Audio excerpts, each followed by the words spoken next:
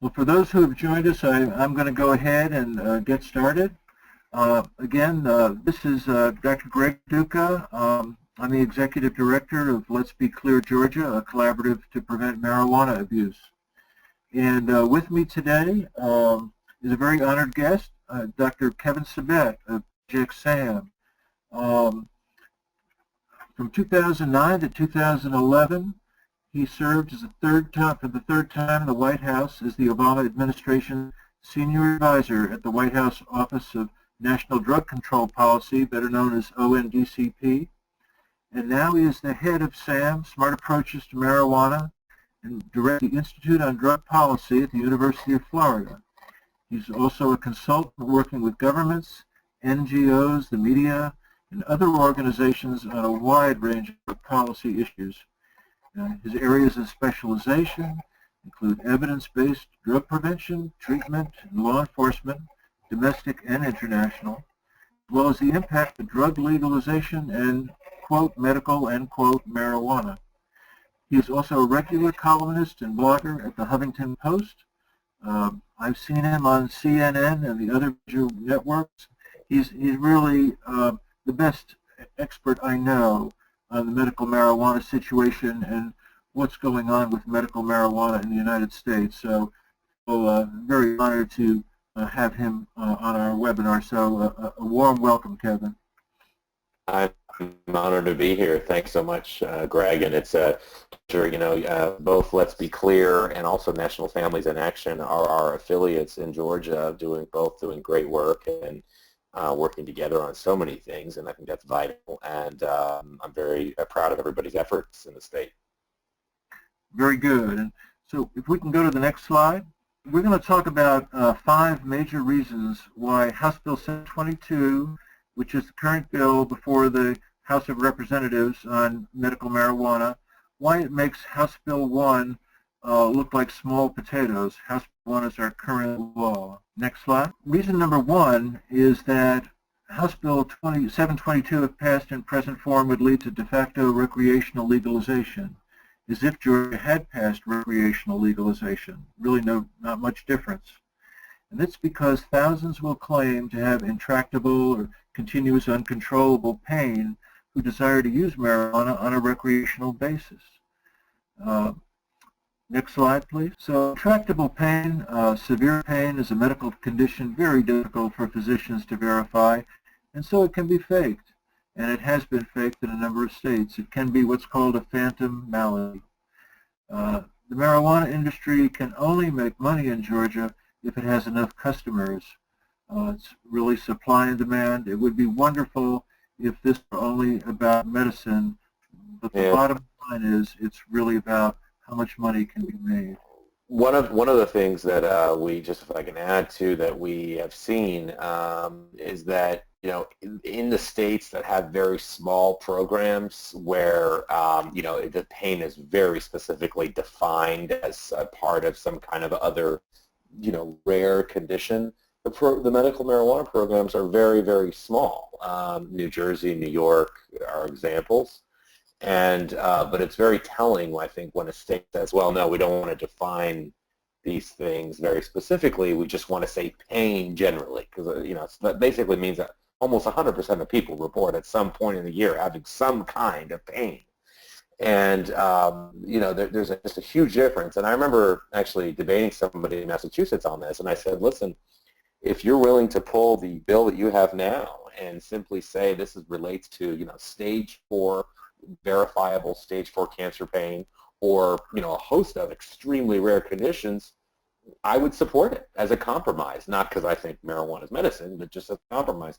And they had no answer. They obviously couldn't support that because it wasn't about real pain for them. It was just about making this as wide as possible. So for me, when I was looking at the Georgia law, that's one of the kind of real red lights that jump out at me.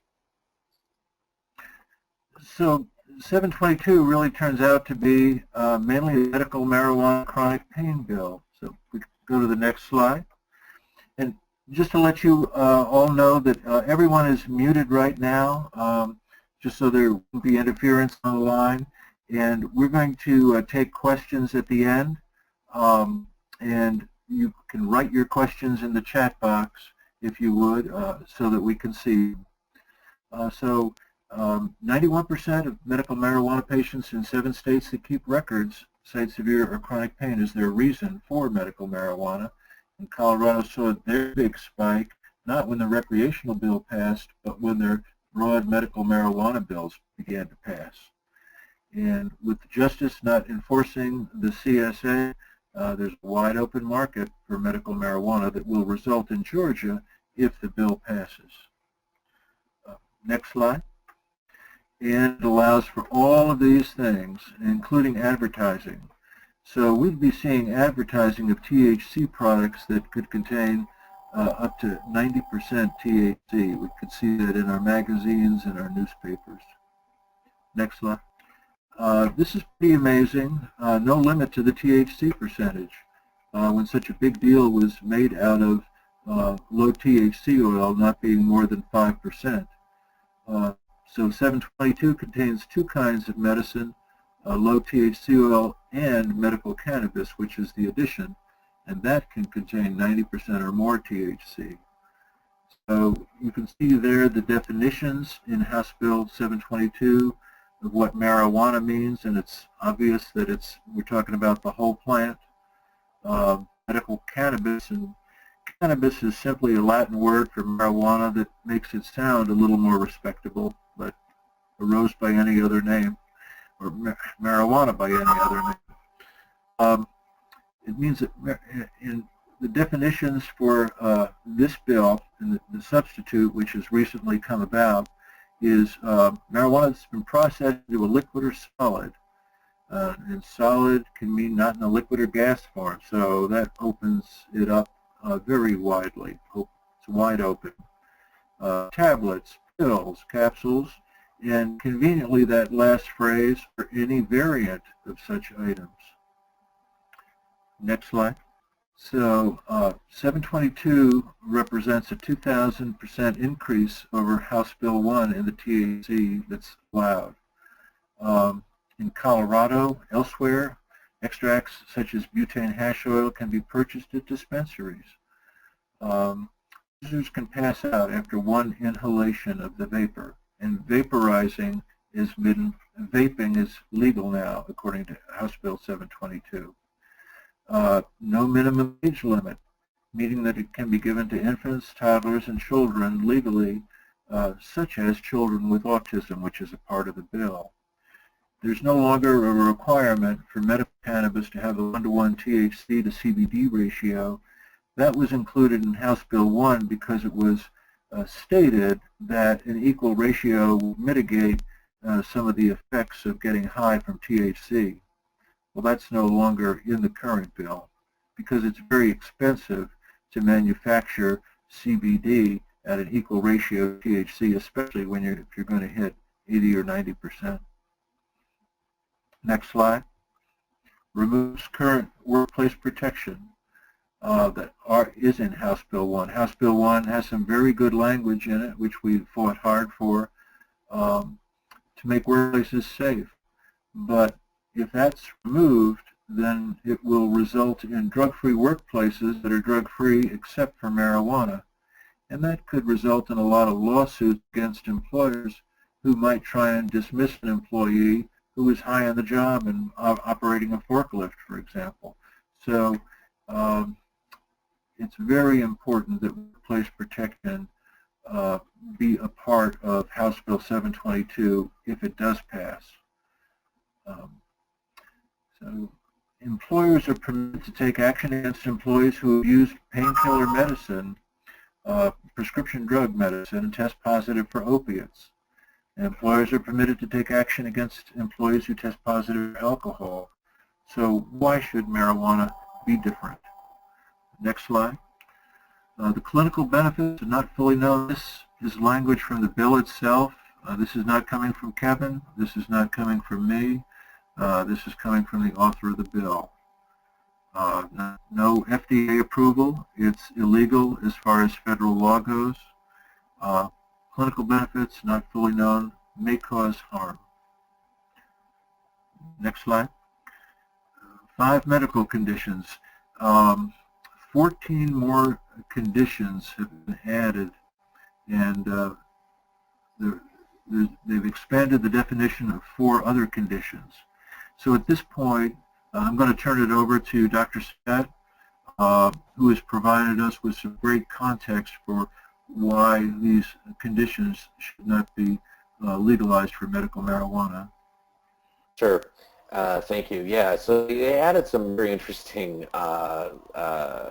conditions that I think, again, kind of tug at our heartstrings. The first one being PTSD, and this has been a big issue for legalization advocates because, you know, they've recruited veterans and others, you know, just like they recruit kids for the CBD issue and they recruit older people for you know, other illnesses.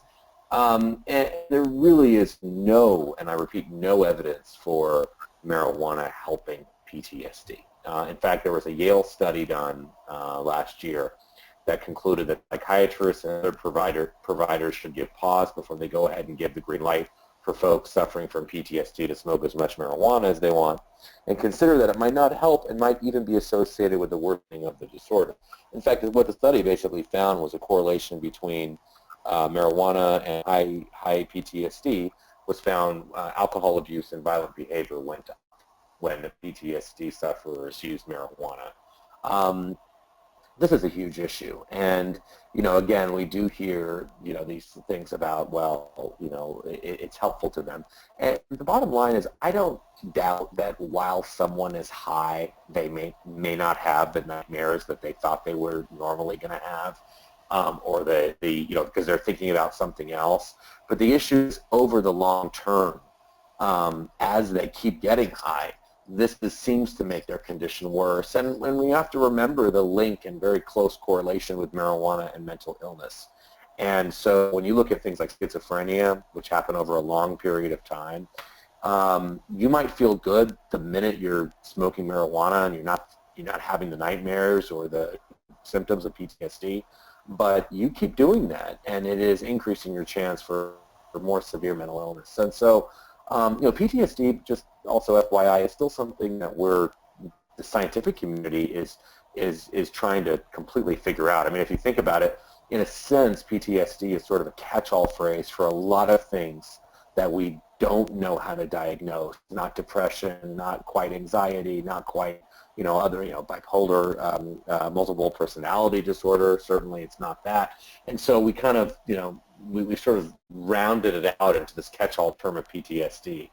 And it's very serious, especially among vets, and linked to higher rates of suicide. And so, you know, marijuana is just the wrong thing for PTSD sufferers. In fact, many states, even with very liberal medical marijuana programs, they have rejected adding PTSD. States like Maryland, Illinois. And so we need to really watch that, because again, it does tug at our heartstrings, but the evidence is very bad. In fact, it's a negative with PTSD and marijuana, negative correlation. Can we go to the next slide, please? Alzheimer's, again, the kind of thing that I think we would be sympathetic for people with Alzheimer's. It's a horrible thing if we've lived with anybody that has Alzheimer's. But the Alzheimer's Society actually has come out with a position saying that really, which is where we all agree to, which is we need more research. And as we talk about research on cannabinoid receptors in the brain, absolutely, you could imagine a marijuana-based drug, not high in THC, although who knows what the ratio would be, but you could imagine the marijuana-based drug that might be helpful. But right now, the idea about, you know, smoking marijuana to prevent Alzheimer's is absolutely the wrong way to go. And what the society said was it's now generally recognized that as well as providing a high, long-term use of marijuana can also lead to depression in many individuals. And that's true. And so they're not in favor of it at all. That's very different than studying the elements of marijuana to figure out what might be helpful. But doing it this way is certainly the wrong way. Autism is interesting because we're not seeing that in a lot of states to add that, but we are seeing it here in Georgia. And essentially, there really is no scientific research supporting giving THC, you know, marijuana, to children with autism. Dr. Hadland of Boston Children's, in fact, said, in using medicinal marijuana, parents may be trading away their child's future for short-term symptom control. I mean, yes, again, if your child with autism is, you know, sedated essentially from marijuana and is zonked out, they may not be, you know, displaying the symptoms of autism, which can be severe. But it's very clear, you know, as he went ahead and said, given the current scarcity of data, cannabis cannot be safely recommended for the treatment of developmental or behavioral disorders at this time, period. So he went beyond autism by saying that.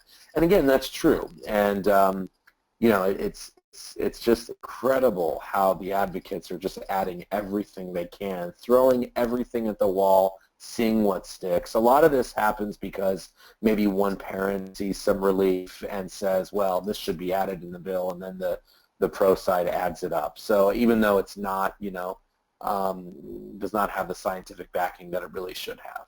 Next slide.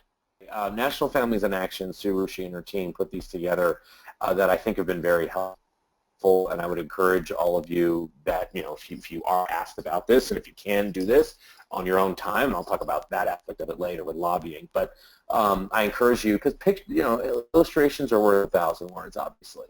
And as Greg said, you know, this does allow whole plant extract resins. Now, nobody knows what that is unless you actually know what that is. If that makes sense. This is not whole plant extracts and resins. In fact, sound very scientific, I think. But in reality, we're talking about the concentrates. So I wouldn't call them whole plants and resins. I'd call them, you know, what they are, which are 90% plus THC products that come in names like shatter, hash, bubble hash, wax, butter, on and on. And you inhale them you vaporize them, and I'm going to talk about that in a minute. These are not low THC CBD oils. These are in fact very high THC. They don't have CBD. They are literally, you extract from the plant all of the THC. So, you know, you may have trace amounts of CBD in there, but it's not something that has CBD at all. These are very dangerous. These are in fact causing major fire damage and personal damage to people who are trying to make these at home. They're very dangerous. It's incredible that these would be added to this bill. Next slide. And just before we go to the next slide, that very nice looking picture of that bottle in the upper right-hand portion of the screen is one of the tangerine line of products from one of the manufacturers from the state of Minnesota. And it's the Minnesota model that the author of the bill is looking at as a model for Georgia. The problem is that those very nice looking bottles in that the tangerine line of products, which is their line of products which contains more THC than CBD, can actually contain as much as 76% THC. So it really doesn't matter how nice the bottle looks if the THC percentage is that high. Okay. That's right.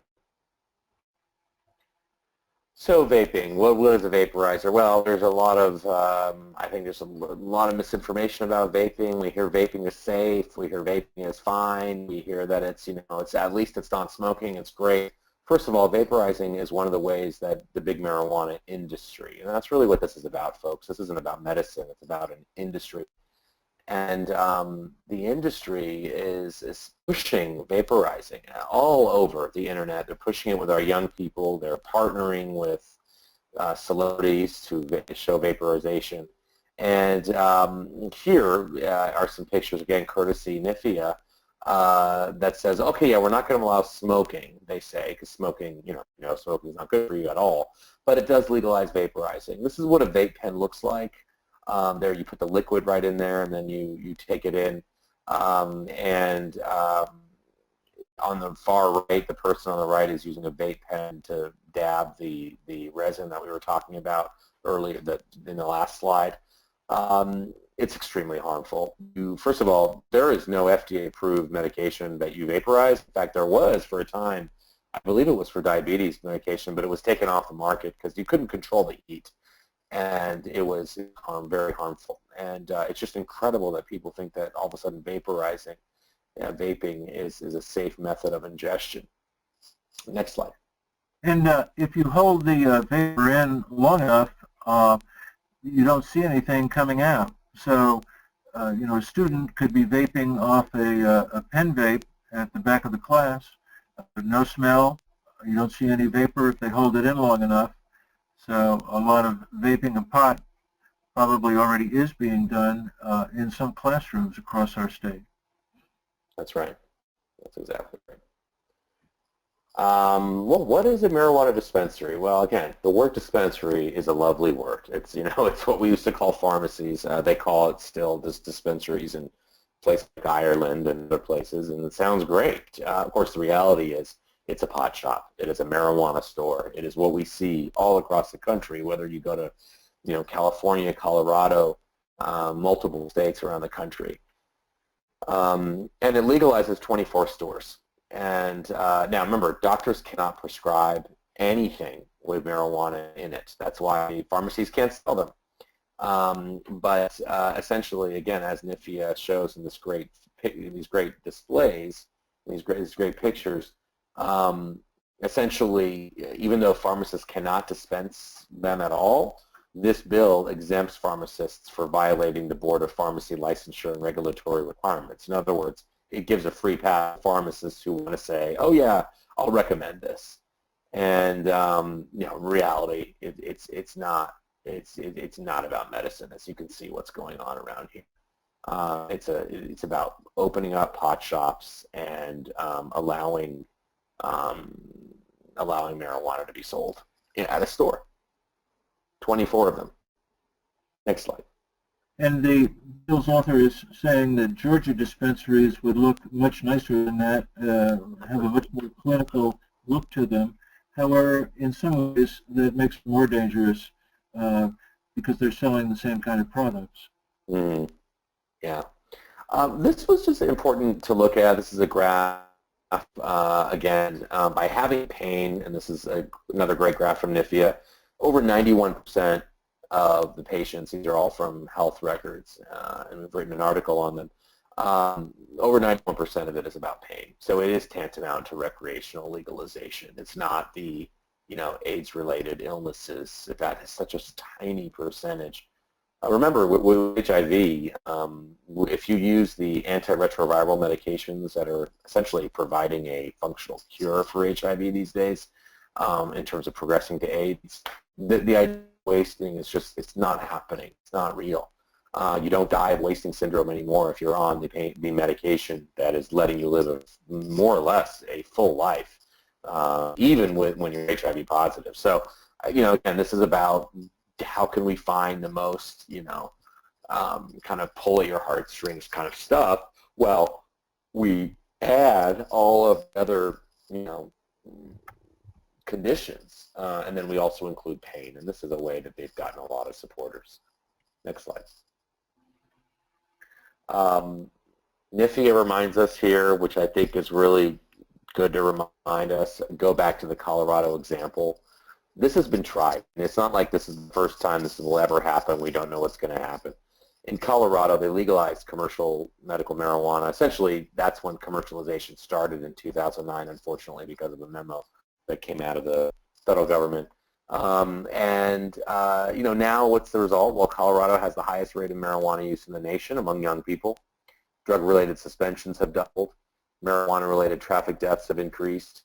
Positive screens for cannabinoids have increased, for driving.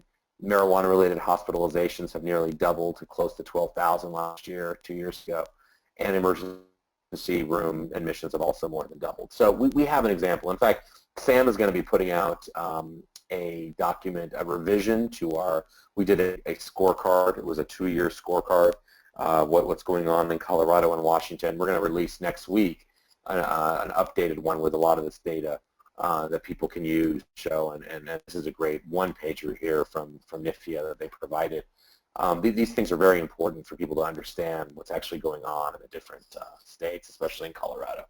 Next, many of you get funding from public sources, which is fine, but that means you can still educate, and you can't lobby unless you do so as an individual after hours.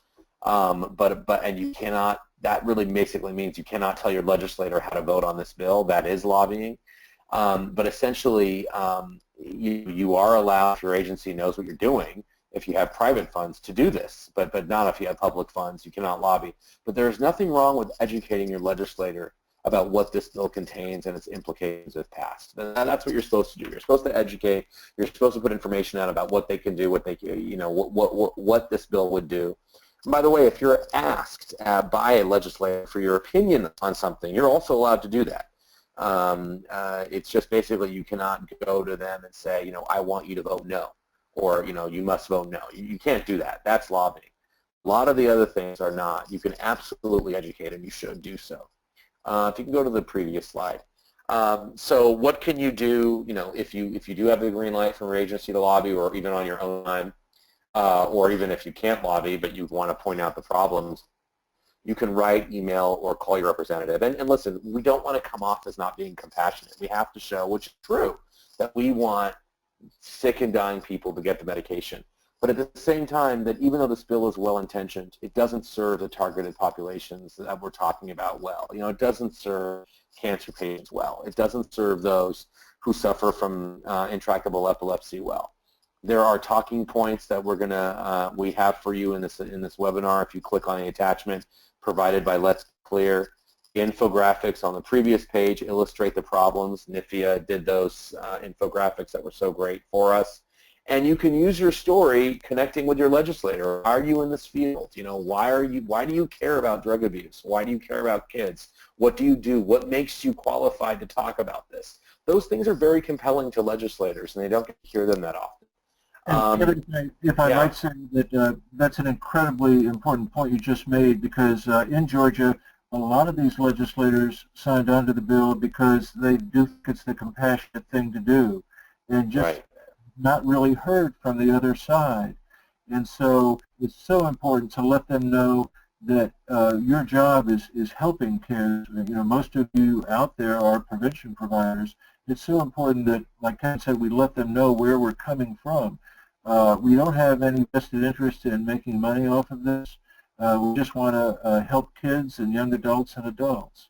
And so important to say your heart goes out to those who are suffering so incredibly, because the legislators see those who are suffering so much from these various maladies that are in the bill. So just so important to let them know about your compassion. That's exactly right. That's exactly right. Contact the members of the House or Senate committee that are actually hearing the bill, especially if one of them is your legislator. There's an entire attachment on that there you can see. And there will be multiple alerts coming from Let's Be Clear that you've had alerts from before, of course, but there will be more coming. And maybe we can go to the websites and just kind of show some of the different websites and the different resources we have, because we do have multiple resources that can help you in your work every day. Here is the medical cannabis fact sheet that I think is really important. The kind of, basically no limits on THC, that's what we have highlighted, no age limit. It's de facto recreational, and it's drug-free workplaces except for marijuana, because the bill actually removes the employer protections that are seen in Georgia's current law. That's incredible, and that needs to be out there very, very closely. You can go to the next tab. Here's the member list, and in fact, today's date on the meeting notice, so you can see the different representatives. You can go to the next tab. Is the general Let's Be Clear website that has a lot of different information. Oh, there we go. The SAM we're having if I can plug it because it's in Atlanta actually, so it happens to be local for many of you.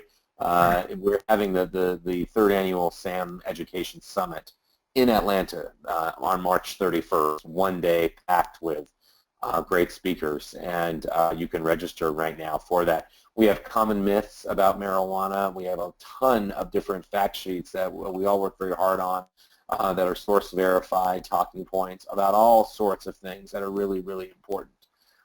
So those are some other resources there that I think are very, very helpful. And those are media resources with video clips and everything, and you can download everything for free. That's great. All kinds of things there. We also have the SAM website, of course, which is learnaboutsam.org. And Chris, if you go to that one with that tab, with all kinds of videos and interviews, and in fact, if you click under Preventing Big Tobacco 2.0, it says read more here. Click on that. If you can click on that hyperlink, there we go. There's a video here about the tobacco industry that we produced. There's a whole list about why this is becoming just like the tobacco industry, and it can be helpful. If you go to the very top, actually, there's a toolkit that you can click on right there next to the contact on the top left. If you see SAM toolkit, and if you click on that toolkit, you have all kinds of things: pictures, videos, PowerPoints, wrap cards, all kinds of things that could be helpful. Let's go to the Clear GA Facebook page. That's a very important place to share social media and to really push this issue. All kinds of updates all the time. So that's a lot of resources, a lot of things we want to offer, and we want to make sure that your needs are being met in terms of what you need to talk to your legislators, but also talk to your neighbors, talk to your coworkers, because again, people often say, this isn't a big issue, and we have a ton of resources to help convince them that it actually is. And I think this is a great turnout here on this webinar as well. That's all I have, Greg. I would love to open it to questions. You may have more to add. Could we go back to the House Judiciary notice where it shows the various committee members? The House Non-Civil Judiciary Committee is where the bill is being currently heard. If anyone would like to get a hands-on lesson about how these things work, you could learn a tremendous amount from attending one of these hearings, and it's wonderful to have supporters in the audience. A lot of times these legislators see a vast majority of people attending the hearings are pro-marijuana, and they can tell us very easily from the other side by the expression on our faces when we hear something that would support our stance or would oppose our stance. The next hearing is actually going to be Friday at 9:30. It'll be about an hour given over to House Bill 722. It'd be wonderful if you could come to the Capitol for that. It's in the Coverdale building right across from the Capitol, as is shown on the notice there. Also, if any of these legislators happen to be your representative, it would be just terrific. Nobody influences them like a constituent because that's who keeps them in office. It would be wonderful if they could hear from you. This committee is somewhat divided about this bill, and so right now, strike while the iron is hot. It would be great for you to educate them about the bill. And again, if you are on the Clear email list, you'll be getting alerts as to how long this is going to be in this committee. But it's going to be only a short time long, so I would ask you to please act now. Even if these are not one of your legislators, if you want to contact them, given the talking points that Kevin just showed you, it would be just terrific. We are ready for questions if we've gone through all the slides. By the way, those three attachments, I think you can all see the three PDFs on the right-hand side of your screen. So am I correct that they could actually download those and save them to their computer if they wanted to? That's correct. Okay. And we will, if we don't already have these posted on our Clear website, which I don't think we do yet, we will post them on that Clear website as well. We'd be happy to entertain any questions or comments that you'd like to make. One question just came in, which was, where will the recording be made available? Immediately after this, tomorrow, what we're going to do is we're going to upload this webinar so that you can share it with legislators as well. And we are creating a section of the Clear Georgia website where you'll be able to go to clearga.org/webinar, and you'll be able to find the entire series embedded on there so that you can share it directly from our website. That way you can point everybody to the Clear Georgia site. And as we said, if you do have a question that comes up after the webinar is over, please feel free to email me.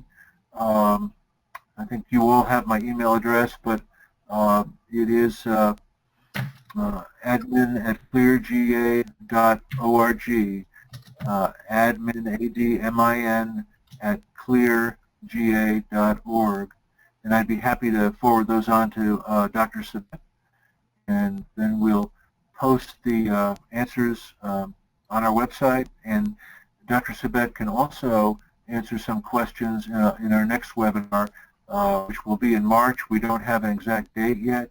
As soon as we do, we will let you know that date and time for the second webinar. And we'll also be sending you out a list of possible topics for future webinars, because this session ends March 21st, and after that some legislative things will still be occurring, much less so, and so we want to go with some educational webinars, probably beginning as soon as March or at the latest in April. Well, I want to thank you so much for joining us. Thank you so much, Dr. Sabet, for all the incredible work you're doing around the country.